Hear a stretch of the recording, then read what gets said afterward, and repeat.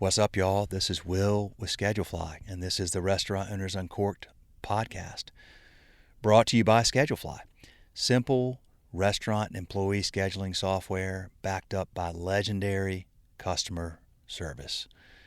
I say both those things with confidence. Simple software, legendary customer service. If you're on pencil and paper or Excel or some restaurant scheduling software, employee scheduling software that's not super easy to use and doesn't give you incredible customer service, check us out.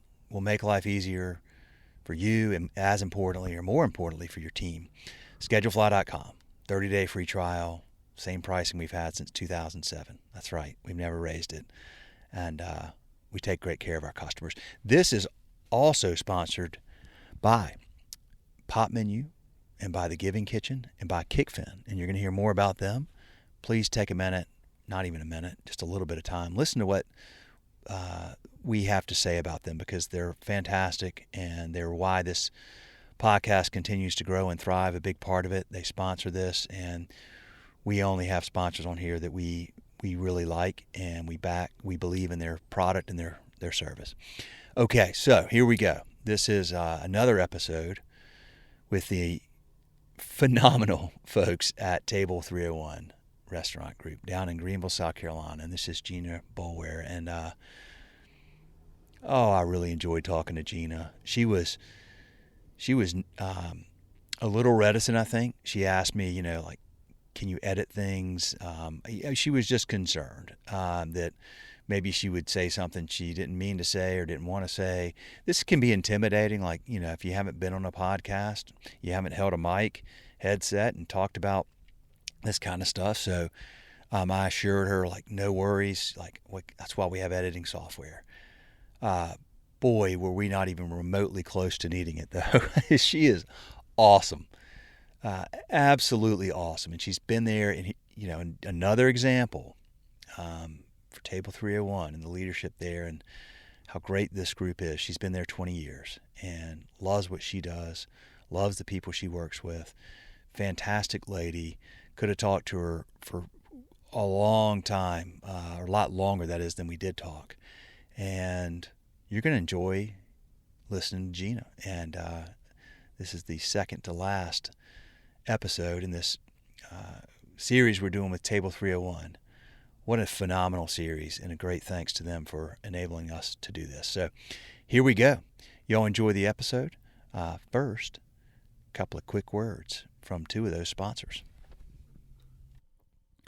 Pop Menu is, they're a partner of Schedulefly, and we have a lot of happy mutual customers. But Pop Menu is all about making your day easier and your sales bigger.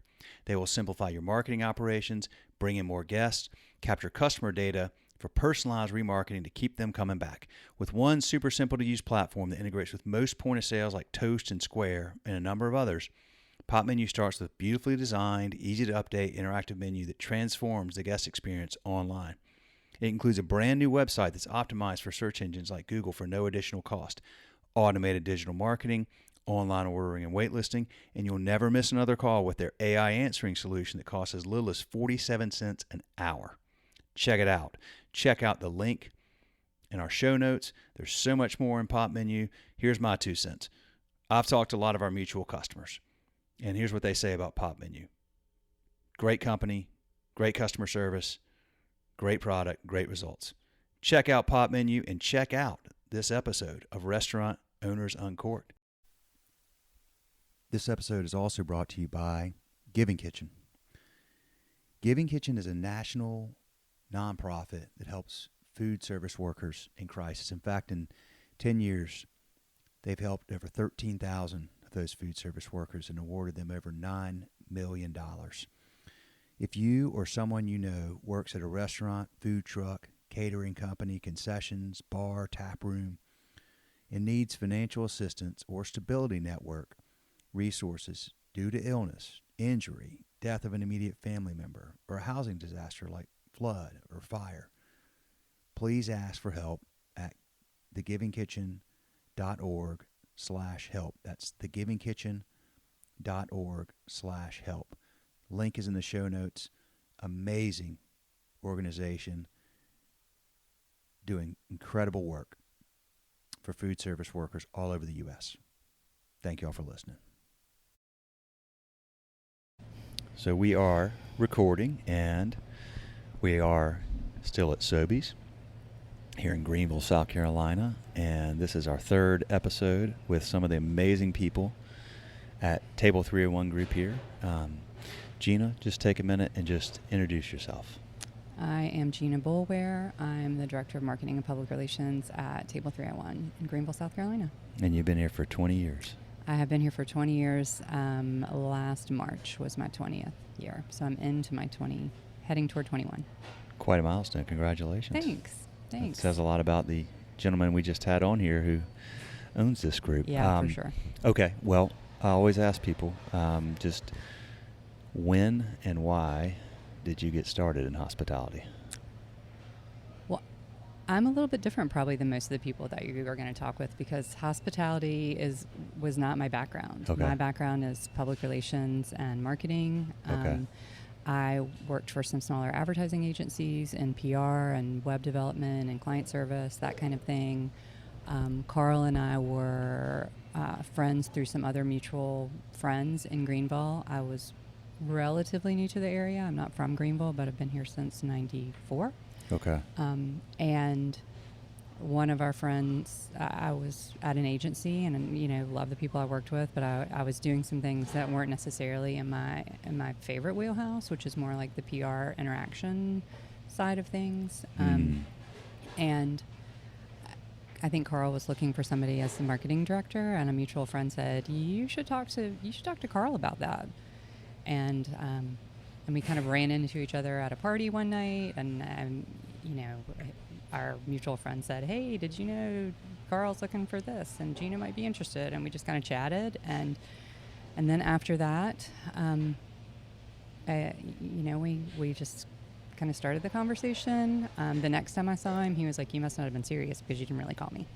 I was like, oh, I didn't know you were serious. Okay, if you're serious, then I'm serious. So we definitely are going to want to talk. And we did, and I came in for an quote unquote interview where I wore like what in the late 90s, early 2000s would be considered like professional, which is not necessarily what you see in hospitality all the time. Yeah. And sat down with he and his business partner at the time and the executive chef, Rodney Friedank. And what I thought was going to be a 45-minute to an hour thing turned into like a 4.5-hour brainstorming session. Wow. And then I kind of never left after that. That's so awesome. So I've never worked in a restaurant. I've never carried a tray. Since then, yes, I've worked events and I certainly know a lot more than I did growing up, but I wasn't one of those folks that, worked in hospitality when I was younger. I certainly appreciate what the industry is and what we do. I definitely have the hope that I have and exhibit that hospitality gene where really it's all about taking care of other people, which is what we do here and what we do for our guests, but also hopefully what we're doing for our staff and our colleagues and our clients. And so then it kind of just went on from there. And then I never left. That's Still so here. Cool. I love that. What a cool story. So you sat there thinking it was an interview, and you just clicked and started thinking of like, we did. What do we need to do? How are we going to do it? They did not have anybody kind of handling marketing in-house, and they were, just kind of piecemealing things. They were still young. I started in 2003, so Sobeys was almost 5 at that point, maybe just turned 5. We were getting ready to open Restaurant O, which would have been their third concept, but their second kind of dining concept. Yeah. And we just started talking and brainstorming, and I guess they were just looking for someone to be in the building that could kind of be more proactive as opposed to reactive, as what we talked about a lot. And then we did have a conversation, Carl and I, where he said, I'm not so sure about hiring a friend. Because, this is a business, and I want, if it doesn't work out, it doesn't work out, but I don't want it to affect our friendship. And we were like, well, we'll just play that by ear. And clearly that is also still working. So that's great. But I think it also kind of stands to the testament of a lot of the other folks that have been for a really long time. Yeah. Like there is, a lot of times it is more than just kind of a working relationship. You spend a lot of time together, and we're all on the same, we need to all be on the same page. And and we're looking at like Table 301 as a whole and where we want to be and how we want to fit into the community and what kind of community business do we want, what do we want to serve and how do we want to be a part of the bigger picture. And you have to do that with people that you want to spend time with and trust and respect. So yeah, I mean, it says a lot. You and 25 years for Rodney, 20 years for you. Yeah. That's that's not a common thing in this industry. Yeah. So which gets to one of the big reasons I wanted to talk to y'all is because we're really focused on culture on this podcast recently, in large part because after 10, 12 years of doing this podcast and 500 episodes, it's very clear to me that restaurants and restaurant groups that have a very strong, curated, clear culture that is a big part of their focus, which means they are very focused on the people that work in that business. They attract and keep really good people, and attracting and keeping really good people is only getting harder, and is very important. I mean, it is the lifeblood of this industry, right? Like, absolutely. Carl talked about, a third the food, a third the ambience, and a third the experience. I mean, that's true, but you can get food and ambience right, but boy, if you don't have good people, mm-hmm. Yes, absolutely, you're done. Like, the people will come in, but they're not going to come back. Well, and Carl, we do a monthly new hire orientation meeting just to kind of introduce the company to people who are new to it and, talk a little bit about what our corporate culture is, what we kind of as a company want to stand for, and what we want to, how we want to work together, what opportunities are available to our associates. We want them to understand the brand and the company and all of the individual restaurant units so that they can, feel really a part of it. And every one of those meetings, he always kind of toward the end talks a little bit about food and service, and that when you're talking about an experience, you can overcome a mediocre meal every once in a while. Right. And people will be like, okay, maybe the kitchen was just off that day or whatever. But you really can overcome mediocre service. Yeah.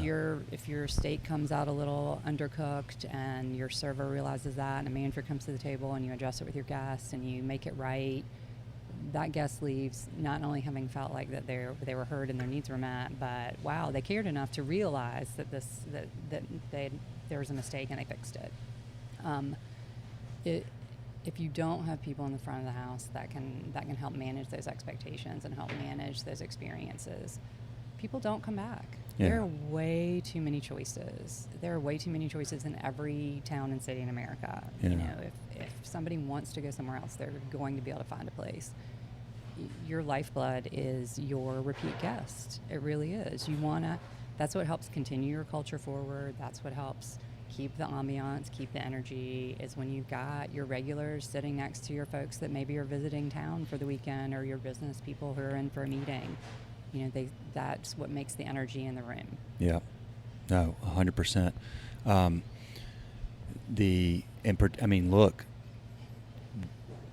30 years ago, 20 years ago, there wasn't much is going on in Greenville. Y'all have a highly competitive market, which is great, yes. Which is good. I mean, we were just talking about, mm-hmm. Endako and Oku right across the street here, but that's good. Get more people coming down here, and absolutely. You guys help keep, pushing each other to keep elevating. So it's a good thing. But yes, particularly now, boy, you do got to get it right, because quite frankly, it's expensive to go out now. It is. It is. And everything has gone up. Mm-hmm. So all the more underscores like getting people on your team that understand that and get it right. Because we're more particular now. We mm-hmm. are definitely more thoughtful about if we're going to go out, where are we going to go, and are we going to go out? Because it really is a lot now, and that experience is such a big part of it. I'll do this again. I think I've done it with both Rodney and Carl during the podcast, but I want to do it again. I want to call out your server, Jada, who took care of my wife and I last night, because she's freaking awesome. That's great. And the experience was amazing, Mm-hmm. right? I mean, food, and by the way, I mean, the ambiance, I mean, that's the way this, like, we're sitting up here on this balcony and you look down over the entire kitchen is like super unique and cool. So you're getting all that stuff right, really right.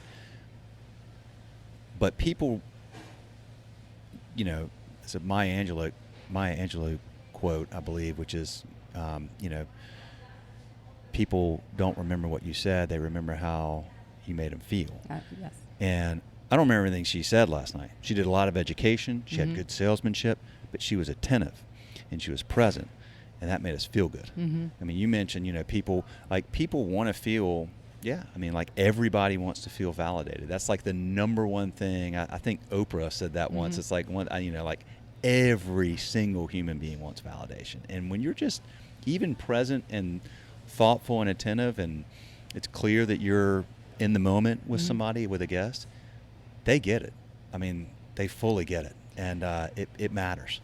And you know, a really great server will realize that this is a family having a dinner out. Maybe I can interact a little bit more with them. I can be more present. I can check back on them a little bit more. Versus this is a business dinner. They're clearly talking Right. business. Yes. I definitely want to make sure I'm giving them proper service, and then I'm there, and I'm there when they need them. But is aware of, you know, how involved to be in their tables, and who wants a little bit of space and who doesn't want a little bit of space. I mean, that's a lot to be kind of dealing with on the fly, and they may have 4 or 5 tables in a turn, and just being able to manage those personalities and make that read on what those tables are here for. And that's all about the hospitality. That's all about, I mean, it all boils down to treating people like you want to be treated yourself. Right. It's the golden rule. Yes. You know, everybody wants to, as you said, wants to be validated. Everybody wants to be made to feel special. Yep. And why not? It's not hard. Right. Most of the time, it's really not hard to be kind and just be aware and be, ask questions and be respectful and responsive. You know, I think that particularly in today's world, when people are on their screens so much and not Yeah. present, it just elevates the experience that people have when you are. Mm-hmm. And I think that, man, you really nailed it. That's so true. All these soft skills you learn in restaurants, like we were just talking about this with, you know, with Carl. It's like, if you can, like, that's reading the room. Mm-hmm, That's absolutely. being aware, and being present is being aware of, like, in this situation, you know, I need to just, like, make sure they have a thing, but they're, like, dialed in and they're locked in. Or, oh, here's this one lady who's got her, you know, laptop, and she's clearly working while on the road, and, like, doesn't, you know, and then, like, it's just my wife and I, and we're, like, you know, just chilling and talking, and she's talking to us, and it's like, but those skills are, They're life skills. they are life skills. They are valuable anywhere. You can walk into a boardroom, you can walk into a volunteer meeting, you can walk into a school classroom, and if you can understand just how to interact with different kinds of people in the same room, that's a great skill.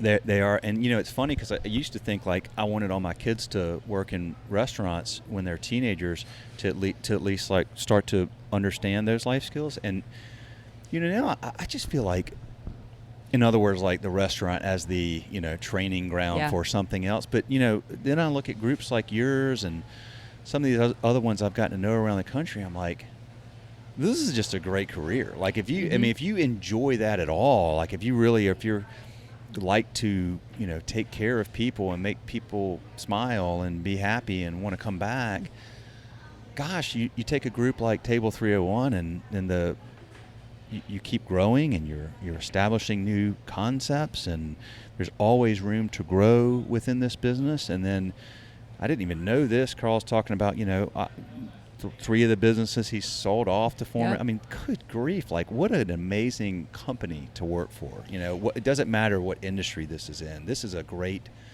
y'all have built a great business that would be a wonderful place to work for so many reasons,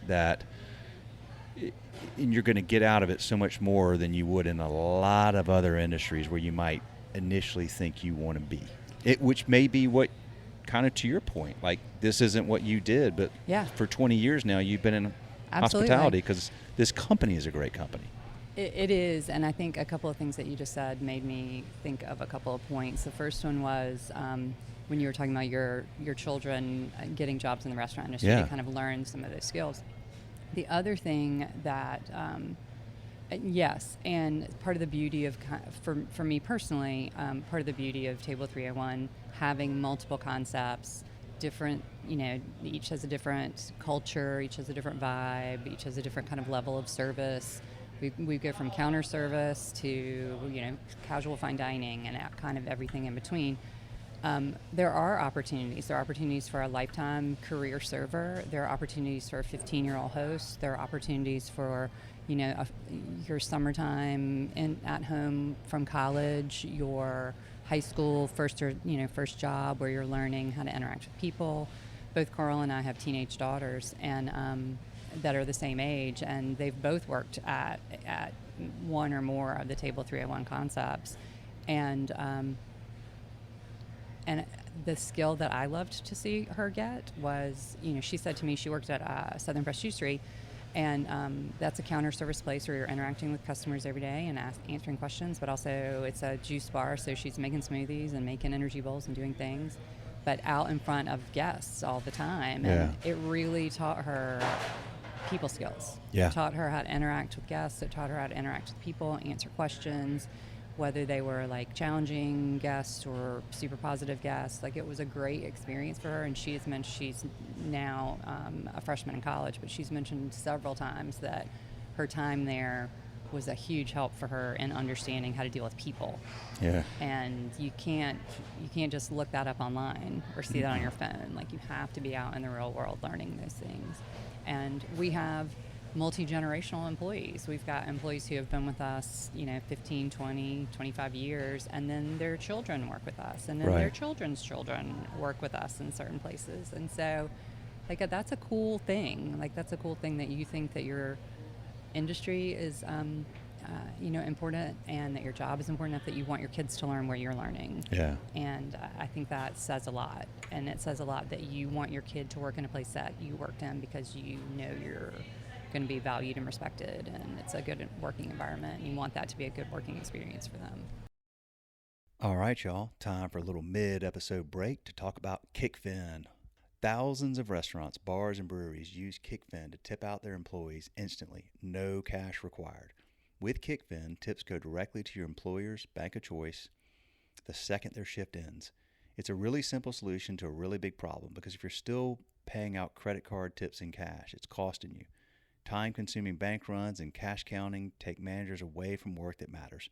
Cash is hard to track, which leads to accounting headaches, and it creates the perfect opportunity for theft, human error, and compliance issues. Bottom line, there's never been an instant, secure way to pay out tips until KickFin. It's an easy-to-use software that sends real-time cashless tip payouts straight to your employees' bank accounts 24/7, 365. KickFin gives managers hours back in their day, makes reporting a breeze, and protects your business from risk. Most importantly, employees love it. Restaurants can have KickFin up and running overnight. Employees can enroll in seconds. No hardware, no contracts, no setup fees. Visit kickfin.com for a personalized demo and see how restaurants across the country are digitizing tips with KickFin. That's what they like me to read. I will tell you this. I know the folks at KickFin. Check out the episode with Brian Hassan, the co-CEO of KickFin, was on here on the podcast. Great people, love what they do. They treat their customers well. We have mutual customers that love the product and love the way they, the relationship they have with KickFin. So check it out, link in the show notes, and let's check out the rest of this episode. Did you just have a sabbatical? I did just have a sabbatical. I've just had my second sabbatical. Yeah. Chef Rodney Friedank and I were the first two, I think, when we launched the sabbatical program. This would be 5 years ago. Yeah. So we were the first two to go, and then we've been the first two to have our second one now. And it is kind of hard to put in words how valuable that experience is. Personally, it's hard to, like, it was great. Like, I can't tell you how great it is to know that I get to check out.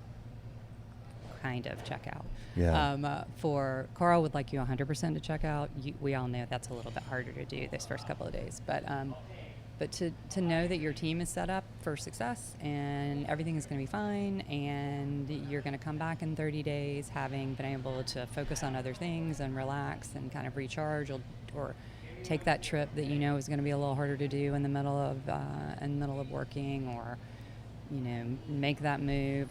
My first sabbatical, we had just moved into a new home, so we renovated for 30 days, so that wasn't quite as relaxing as I wanted it to be. But the second one was timed in a perfect way. We got to take a big family trip. We came back. I moved my daughter into college.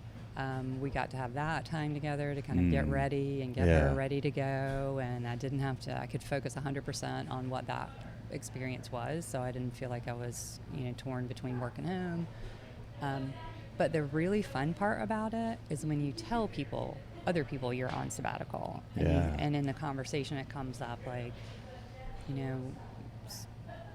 in any way, I can't think of a good example right now how it does, but it'll come up in conversation that I happen to be on a sabbatical for the month, and they go, "What is that?" I'm like, "Yeah, my company requires that, in the sabbatical program that you have to take 30 days off, mandatory 30 days off with pay and vacation every 5 years. And you have to do it. You have to do it in a row." And they're like, "What?" "Yeah." "And you get paid?" "Yeah. I get paid. I have my benefits. I still keep all my vacation time for that year, but my boss thinks it's important that people who have worked, in a high stress situation, and you've worked and put your head down and been, really focused for 5 years, you need a chance to unplug." And he's right, and it's great. But their reaction is always like, "Wow, that is really, really cool." It's amazing. That's look, when Steve told me about that, when I was like, "Oh man, this group is Same reaction. This is amazing." And I've had several people in different industries who I've had that conversation with say, "Oh, do you have any paperwork on that, or do you have anything that describes that? I'd love to share that with my leadership team, or with our president, or with our whatever." And so that's really cool about it. The other thing that was a huge learning experience for me both times so far has been that you get so focused in any business, in any role that anyone is in for a very long, especially if you're in it for a long time, and you've got it's a high pressure or situation. Everybody's job is complicated, and your lives are complicated, and you think, what, everything is going to go wrong. Like, what's going to happen? Like, if I'm not there to answer that email, what is going to happen? Well, I'll tell you, it's going to be fine. It's all going to be fine. You're going to come back in 30 days. Everything is still pretty much the same as it was when you left. The earth is absolutely still spinning. And maybe it gives you a little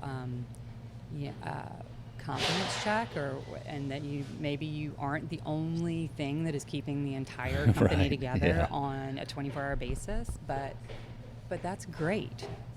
It's so nice to kind of it lets you put kind of a life perspective reset that you can remember, maybe I don't need to be looking at my email at 11:30 every night. Yeah, the world is not on my shoulders. I am not as important as I think I am. That's right.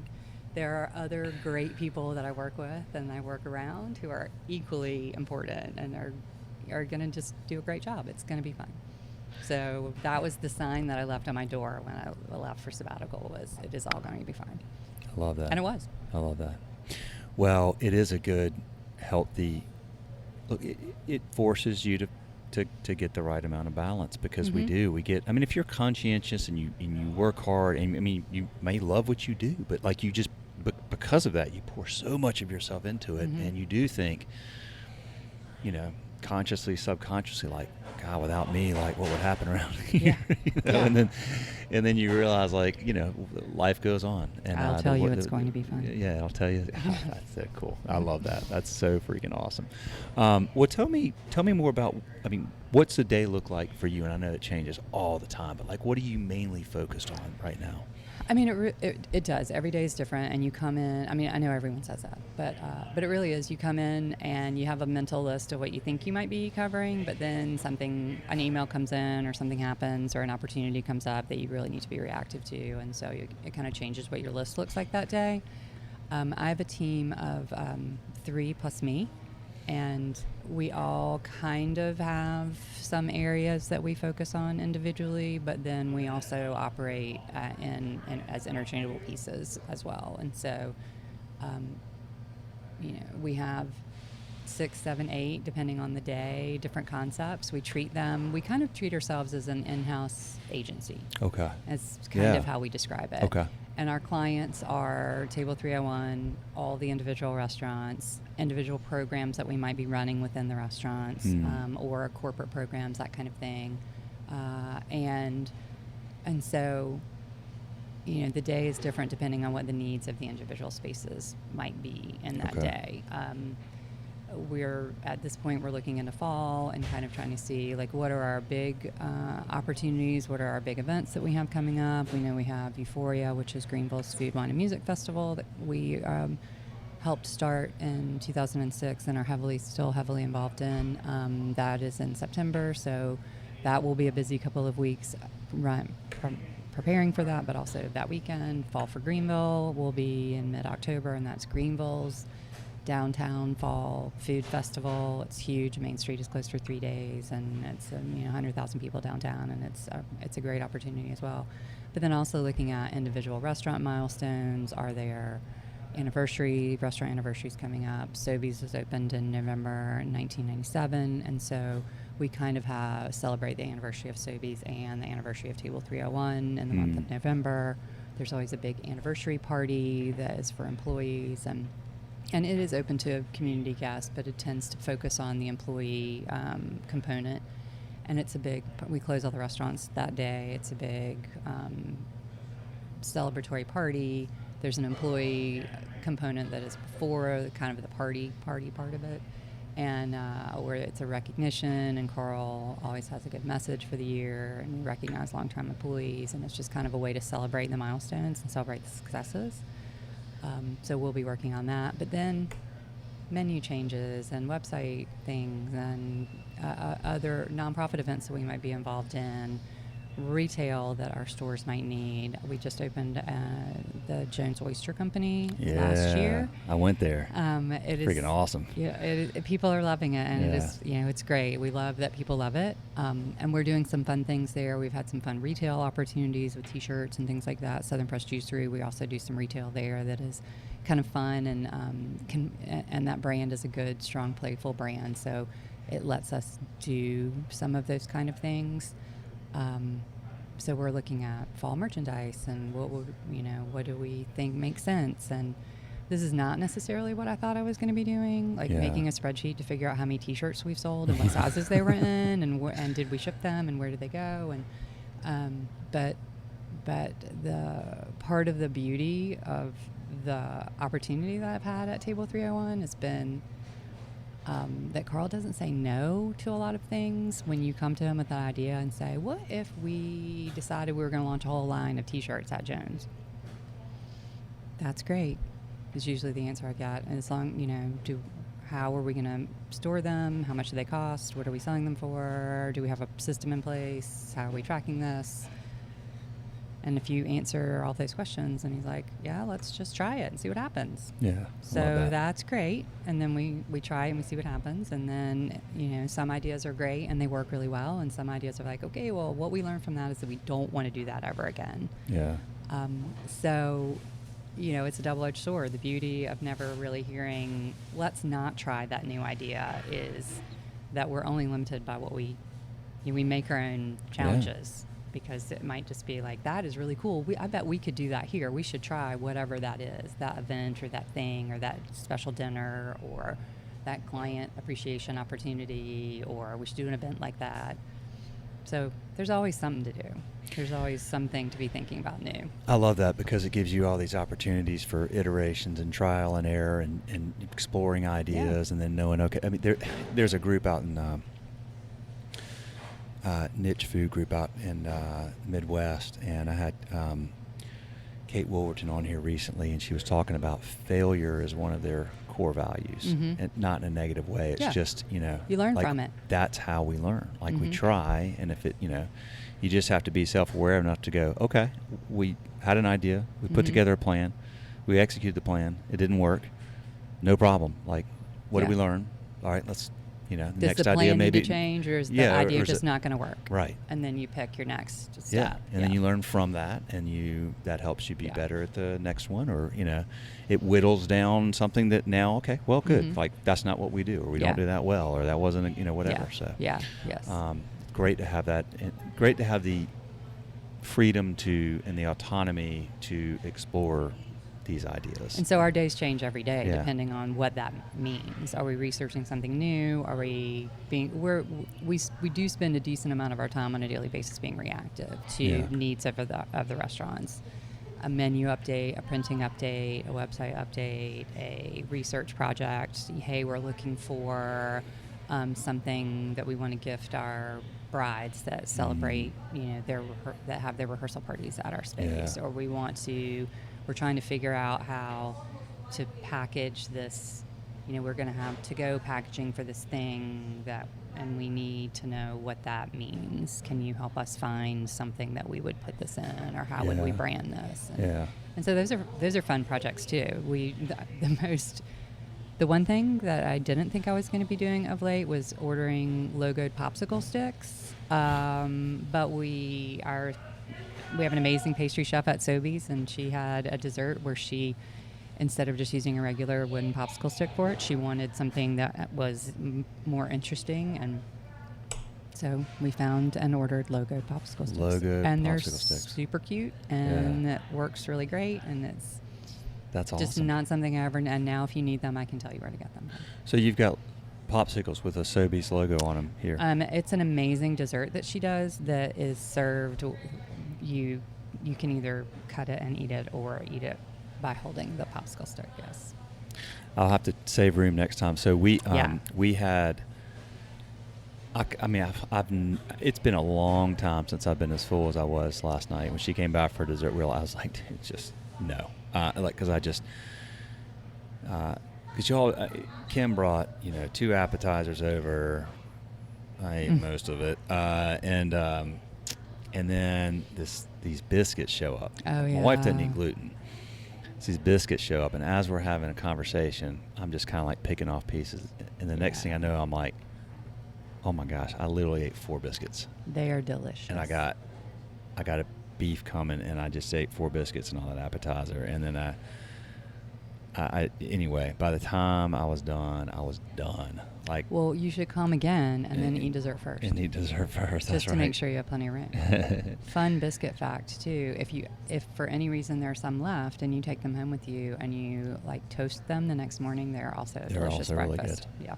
Yeah. Well, those went down very well, as did the short rib and grit. Oh God, it was just so freaking good. Okay. Well, you're in Southern Pressed. You have one in Charlotte, right? We did have a short-term run in Charlotte with Southern Press. We had a plan to do it for about a year, and then at the end of that year, ended up leaving the market. But it was a great opportunity for us to kind of get to know some friends in Charlotte and to test being in another market, and kind of learn what people in the area are interested in. And it was great. It was a great opportunity. Okay. So I was wondering about that. Because I think because everything's here. Yes. Yeah. That's the other thing. People who are not from Greenville, and if I meet and ask me what I do, and I say I work for a restaurant group in Greenville, South Carolina, and then a lot of times the next question is, well, how many restaurants are in your group? And I say, well, currently it's 5 full service and a catering company and a fast casual space, and then they say, well, where are they located? All downtown. Yeah. We have all of our concepts are within 3 to 4 blocks. They're right across the street from each other in some spaces, and people kind of look at you like, why would you open competition across the street from yourself? But honestly, they're not the same concepts. Obviously, they're wildly different, and why not?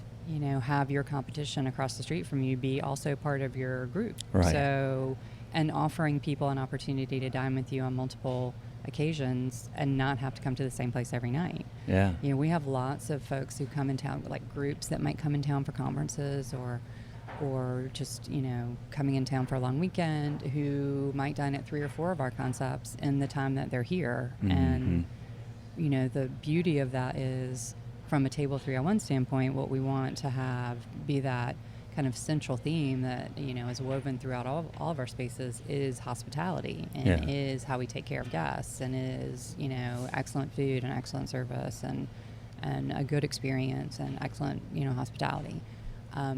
Whether that is at Sobeys and you're having shrimp and grits, or it's at Lazy Goat and you're having fried goat cheese and Brussels sprouts, or Nosedive and having an amazing burger, like the hospitality part is the same. And I do think we have a lot of, especially folks that are working with groups or planning to be in different spaces. Like, they love the idea of being able to work with 1 or 2 people, plan multiple things. They like the idea of feeling like they know the experience is going to be great, but it's giving their clients a little bit of a different feel every night. Yeah. But they have that trust and that will take care of them.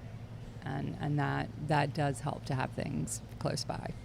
Well, I mean, as you heard, my wife and I are going to head across the street to Nosedive. Yep. I've been to Jones. Jones was, oh God, that was so good. You can eat so much Table 301 food in like 4 blocks. Yeah, that's cool. I mean, is part of your training, is your staff typically educating, when people are like, hey, I'm in town or whatever for business or whatever? I mean, you got all these auto parts people coming in from all over. Like, do you say, hey, if you want oysters or... Yeah. Yeah. I mean, definitely we encourage our staff to know what the other concepts are. We have a great employee discount program. Our employees get 35% off at any of our Table 301 concepts, and that discount counts for them and up to 3 additional people. Yeah. So if they want to take their family out, or they want to go out with friends or whatever, as long as they're, paying for it on one bill, they can get that employee discount. And we want that to be a help for them to try the sister restaurants. Then it's a lot easier for a server at Sobeys who served you last night at dinner, when you say, hey, where's a good place to go to lunch tomorrow? Right. They can say, well, Jones is right next door. This is the kind of thing they offer. If you're looking for a burger, Nosedive is right across the street. This is what time they open. Here's what I like there. You want that personal recommendation. Mm-hmm. And so, we do encourage them to do that. We hope that they will. We hope that they'll get to know, we do have some, especially front of the house staff, who might work at multiple of our restaurants at the same time, which is cool too.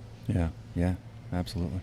But also there's a lot of great places downtown in Greenville. Not only do they recommend our places, but if a guest is looking for wood-fired pizza, we're going to send them across the street to Andaco. Yeah. If they're looking for coastal Italian, we're going to send them down the street to Gina. And a rising tide raises all boats. I think you mentioned earlier that having really cool other opportunities is good for an area. It makes downtown a destination. Yeah. And as opposed to people being concerned when a new restaurant group comes into town or somebody opens something different, what that should do is just make you be excited about the opportunity to raise your game, make sure that we're on our A game all the time, but also it's going to bring people downtown to try the new place, and that is great. And we hope that they're successful, and we hope that people love to go there on a Friday night and then come to one of our places on Saturday night. Yeah, that's what makes downtown Greenville what it is.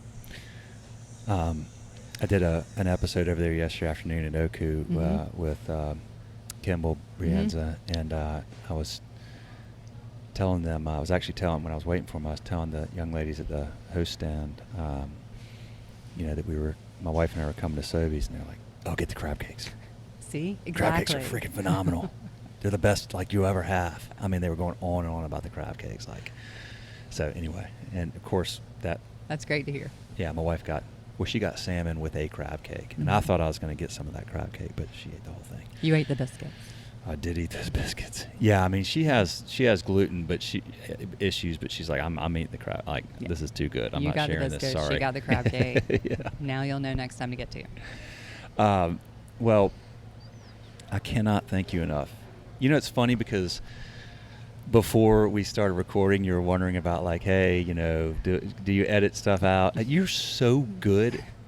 You seem like somebody who has done this type of format Yeah. a lot. This is my very first podcast.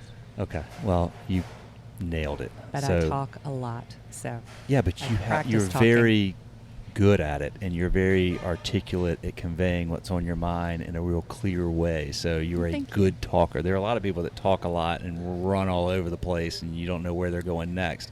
That's not you. Oh, thank you. So you A+ on your first attempt. Thank you. And Thank you. I thank you very much for taking the time out of your day to do this and thanks. to provide. This podcast is designed to educate and inspire people in the hospitality orbit, and that's exactly what you just did. So thank you. Well, thank you. We appreciate the interest, and we're proud of what we do here, and happy to talk about it. Awesome. That's a wrap, y'all. Thank you. Thank you. Hey, y'all, before you sign out on this episode, a couple of quick things. Number one, if you listen to us on iTunes, if you could give us a star rating and a comment, it would help so much. Same thing if you're on Spotify, follow us, or any platform that you're on, if you would just do whatever their rating or follow options are. What that does is it tells the algorithms that this content is good and meaningful and valuable, and it'll tell them to put it in front of more people. So thank you for doing that. If you take the second to do that, that'd be so awesome. And also, if your restaurant is either using Excel or you're using some software that's expensive and has a lot of bells and whistles you don't need, or maybe doesn't have great customer service, we'd love to take care of you at ScheduleFly. Simple, easy restaurant employee scheduling software, legendary customer service, 30-day free trial, schedulefly.com. My cell phone number's on the trial sign-up page. Thank you for listening. See ya.